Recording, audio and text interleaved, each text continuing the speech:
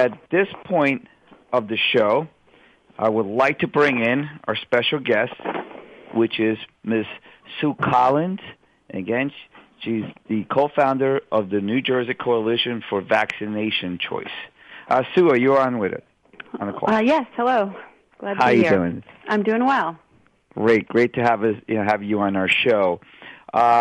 We were supposed to have a show about a month ago, and there were some technical issues, and this is in reference to this whole thing with the choice of vaccinating your kids. And can you bring us up to speed of what happened about a month ago when we were trying to, give us the choice, and what did happen? Well, right now, New Jersey permits a religious and a medical exemption to vaccination. We do not have a conscientious exemption at this point, which about 20 other states do.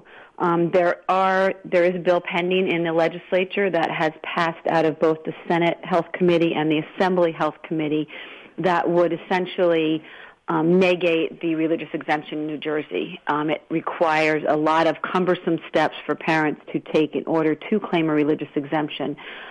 So we are working hard to make sure that that bill does not get passed. We do have a little bit of time now in that the bills were not posted for a full Senate vote or a full Assembly vote prior to them now taking a budget break. So there's no active voting legislative sessions at this point for the next month while they all discuss and work on the state budget. So that's why we're working hard now to meet with legislators, talk to them about the issue, explain to them the problems with the bill, and some of the other issues surrounding the religious exemption in New Jersey. You met with them, and you were there in the forefront of all this. And, God bless you and thank you for being there for us. Because a lot of us, we have life and we got a bunch of other issues. But I think this is so important that a lot of us probably should try to make a very strong effort for the next, effort to get out there to the state legislators. But saying that you were there, how was their view of this? Well, it's a lot of, it's a complicated issue with several layers, and we have been trying to get as many people. The Coalition for Vaccination Choice is a all-volunteer organization, so anyone who's involved in it is doing everything kind of on their own time, at their own expense type thing. So we had been trying to and working successfully to get as many people down to Trenton as possible because that's where everything happens, and we need to have our voices heard. The special interest influence and the pharmaceutical influence is so heavy here in New Jersey that in order to be heard as individuals and as people and as constituents, we need to be present. So, excuse me, when the Senate voted on this bill, we had about 25 parents down in Trenton, and they testified in opposition to the bill. The bill was ultimately passed out of the committee with 2 no votes and 5 votes in the affirmative, if I remember correctly. The Senate or the Assembly Health Committee then met the following week, and we had close to 300 parents and doctors and professionals down in Trenton, again, to testify in opposition to this bill. The testimony was limited to a minute per person, and so it was very difficult for people to get out much information. That bill also did ultimately pass with 2 abstentions in that committee and 1 no, and the rest were yeses. So how many in the committee? Sue? In the committee, yes. So that's how many were they, though? 10. There's 10 on the Assembly Health Committee, if I remember correctly. So there were 10. So 2 voted for no. Right. And the other 8. The thing to remember too about this and how the legislative process works is that both of these bills, the primary sponsors of the bills are the chairs of the Health Committee in their respective houses. So this is their bill in their committee, and they're not going to put up a bill that's theirs that they know isn't going to pass. So that the fact that the bill was even up for a vote indicates that they knew that this was something that was most likely or was going to pass. However, the turnout of that many constituents and that many citizens is unheard of and doesn't happen at committee hearings. So I think it definitely was a strong presence, a strong voice, and that's why I encourage everyone now that they are in their districts needs to go and visit their local legislators. Nothing has the impact of a one-on-one, face-to-face meeting, being able to talk to your legislator who represents you and explain to them why this bill is so important to you, why it's so important that New Jersey maintain the religious exemption and religious freedoms as it is right now, and then hopefully down the road we can look to maybe expand some of those. But the legislators need to hear from their constituents. And we can help you with assistance with that, helping put you in touch with other people in your district. But just even stopping by their office, dropping off an article that you found in the paper that was important to you. Attending local events when they have events in the district, either fundraising breakfasts or dinners, or if they're at a parade or some local event, just starting to build a relationship with them so they understand what the constituents in their district want, and understand that, in particular with this legislation, that it's just not a good idea, that the unconstitutionality of it, the potential discrimination of different parents, it's so cumbersome, and the bill's not needed at this time. The religious exemption that we have in New Jersey is working the way it's intended. Parents who have religious objections state that. That goes into their child's medical file. We don't need to be changing that right now. It's the whole, cliche, if it ain't broke, don't fix it, and that's kind of where we are right now. I've gotten emails from your organization, and on the email, and again, I subscribe to it, and it's been very helpful, because if I can't make it there, but at least I can make phone calls to my legislative people and tell them my concerns and why we should have the freedom and stuff.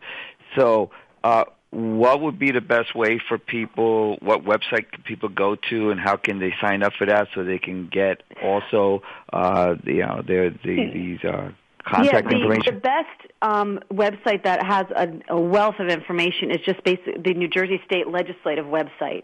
And if you just Google, New Jersey State Legislature, you will get that website. And on there you can, if you don't know what your district is, you can find it by either your town, or if you do know the number, you can find your legislators. It has all their contact information on there.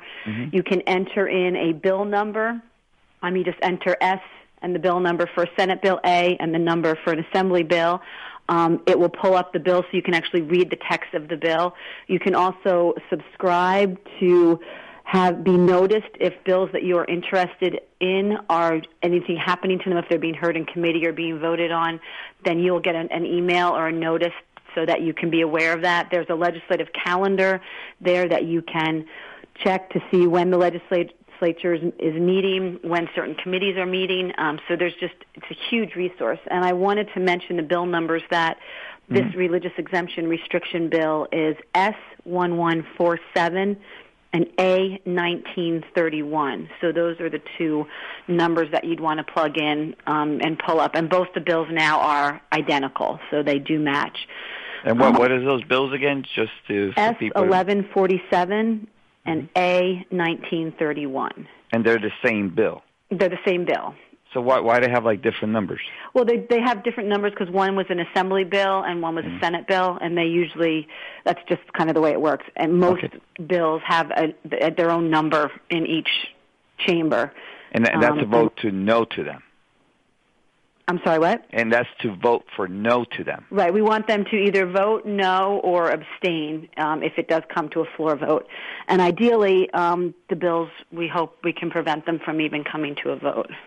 So let's say if they come to a vote, and this is coming up, in May, I think? I think the next time the Senate meets would be May 18th. The Assembly has not yet indicated what their calendar is going to be, but it would be sometime in late April or early May. Mm-hmm.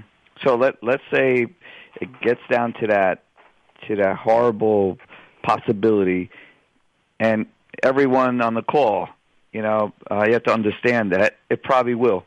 I mean, if we don't do anything about it, you sit back, and things will fix themselves. No, they don't. And let's say if this horrible thing probably does pass, then what is the implications that parents like myself, I have an autistic daughter, and I half lost her, meaning that she's like not all here, everyone. She's like half herself is here. And if I'm being forced to, which I won't, to vaccinate her for the rest of vaccinations, I might lose her completely, whatever is left in her eyes or whatever is left of her spirit. So I'll have a blob of a child that I won't even know anymore and probably be very sick or maybe even die. And that's what I'm going to be left with. So the only choice I have to go to another state. And then after they pass it into the other state, then my wife might have to leave the country just to save my daughter, whatever's left of her. So this whole thing, everyone, and what it is for choice. We're not saying that vaccinations are either good or bad, whatever. Science and facts in the future will bear that out, just like cigarette smoking.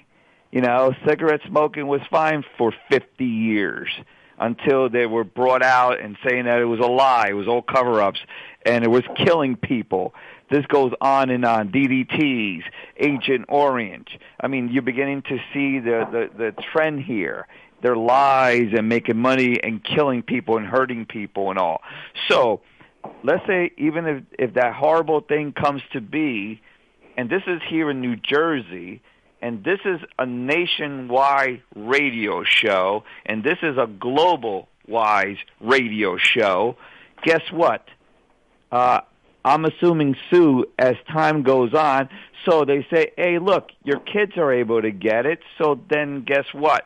The teachers now are able to be mandated to get vaccinated. And then it will be healthcare workers. And then it will be civil workers.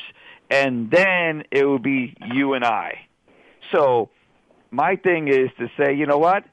Whatever it is, just give me the choice to say yes or no to it. But don't force me. Don't mandate me, or God knows what else they're going to do to us. Is that kind of the reality here, Sue? Well, things are moving in that direction. There's legislation, if I remember correctly, in I think 37 states that would restrict exemptions in those states, and it really gets down to the point of a slippery slope. And who are we keep chipping away at the rights of the individual, the rights of parents to make decisions, medical decisions for their children, and there are hundreds of vaccines in the pipeline, and once the exemptions are eliminated, then the pharmaceutical companies even have more ability to just mandate whatever they come up with, and we will have no recourse or no way to say no. And right now, one of the biggest problems that we have is the medical procedure that we call vaccination. The pharmaceutical companies produce a product. They have no liability. Congress removed that in 1986. So that if you do have a vaccine injury or adverse effect, that you have no recourse against the pharmaceutical company. Wait, so let's bring that up. Let's say a pharmaceutical company turns around and makes, for whatever reason, a bad batch that it was, and it proves to in reality and court and everything that they actually did it, by mistake, and then that batch went out and killed people, and they were completely liable because they're negligent, and they did what they did, and they sent out a bad batch, and it wound up killing a bunch of people. So you're saying that even if they were thought out that they were wrong and they were negligent of doing that, then they still have no liability. Is that what you're saying? Correct. At this point, there is a tax on each vaccine that goes into a national federal compensation fund, and anyone who has any reaction to a vaccine has to go through that government-funded program. So the pharmaceutical companies are not a part of that, and they have no liability, which is part of the reason that there's no impetus to make a safer product. And they have, a full market. They have unlimited patent. Their patents do not expire. There's essentially no competition. So all the things that normally would be in a checks and balances for a product on the market have basically been eliminated. And now you have the parent is like kind of the last stop between the child and this product. And so that's why it's so important that we continue to have exemptions available, that we have parents have the right to decide if they want the vaccinations, because we know with anything in life, a one-size-fits-all policy does not work for anything and everything. And the fact that we think that vaccinations would be different and that if we give everybody the same dose of the same vaccines on the same schedule, that we're not going to have negative outcomes is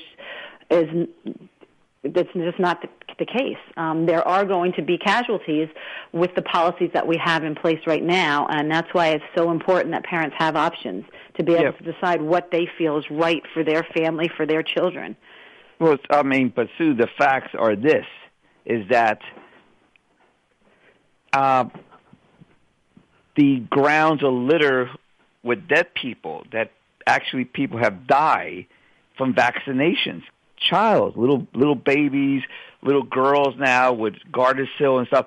So it isn't like you're getting this vaccination and no one is getting hurt or no one's dying from it. Literally, they are. There's literally probably tens of thousands of people that have died, babies, and you're probably talking about hundreds of thousands of people that have been adversely affected by these vaccinations. So isn't that the reality? Yeah, there are definitely, people do have side effects, and that's why the vaccine adverse event reporting system was initiated for that. And if you Google that and search that, you'll see various side effects and reported vaccine reactions, and it's estimated that only about between 1 and 10% of vaccine reactions are ever reported. So that number of reporting is severely low. Oftentimes, if you go to your doctor and you do have a vaccine reaction, they are unwilling to admit that the vaccine had any role in that.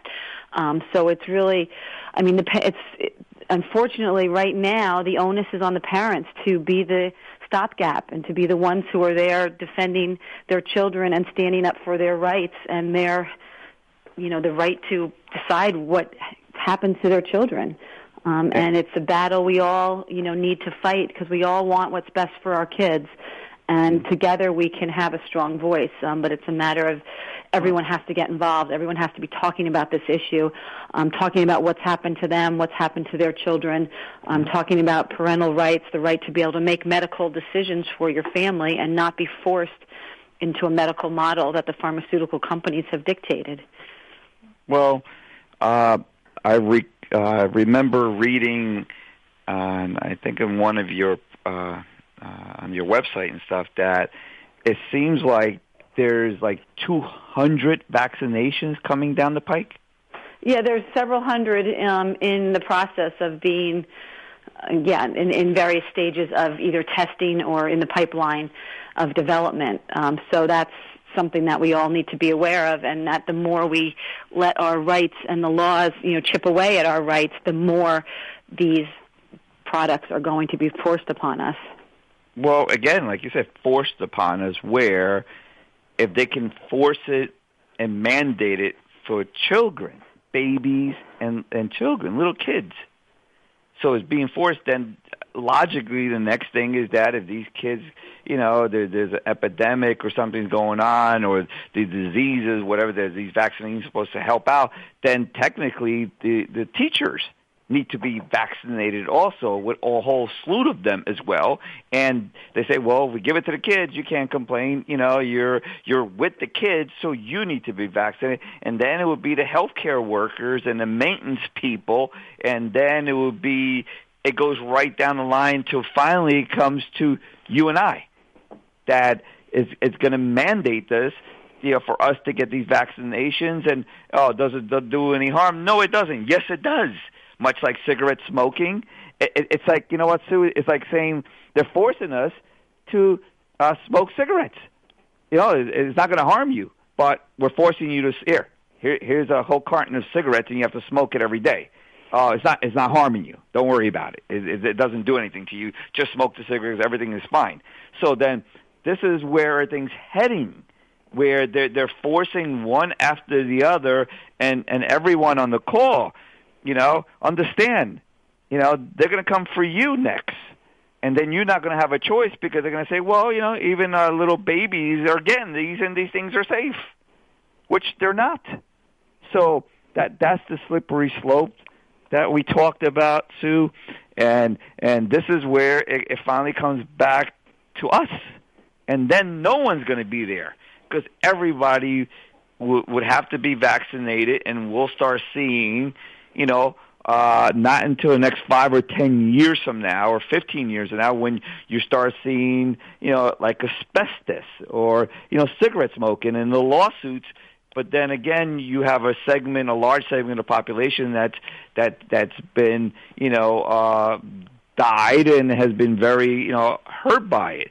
And I mean, I myself, again, being in healthcare and alternative medicine and stuff, this really offends me, and it really makes me mad because, it's everything that's in our environment. And like even the GMOs now, genetically modified food. These are foods that don't even exist in our nature, and now 80 to 90% of the food that we eat on a daily basis is genetically modified. And I see it with younger people, kids, and they're 4 or 5 years old, attention deficit disorder, and they have all these neurological problems. That all these kids, I see the younger guys and the young girls, they have all these neurological problems. And guess what, everyone? This is because we've been, being fed all this garbage, electromagnetic pollution from all these cell phone towers, cell phone devices, tablets. This is ionizing radiation that's cooking your brain, that we're being exposed to, so many layers of this radiation. Then you add the genetically modified foods, and then the other foods that barely have any nutrients in it, and then you're going to add this other final death blow, as far as I'm concerned, is these needles that's going to go right into your bloodstream, and it's going to affect your immune system directly. So God knows, everyone, what horrors we're going to be going through ourselves and loved ones and people that we know. So, I mean, that's where I'm at with this, Sue. We have to fight it. I mean, it's just not vaccination. It's just the whole thing of having this horrible thing that I connected directly with asbestos, cigarette smoking, Agent Orange, DDTs, all these things that, the other side always said there was nothing wrong with. Oh, yeah, climate. There's no global warming.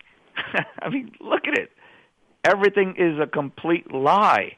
So now we're all going to sit back and then just have them do the death blow to us to inject us with this, God knows, 200 or 300, God knows, crap they're going to put into us.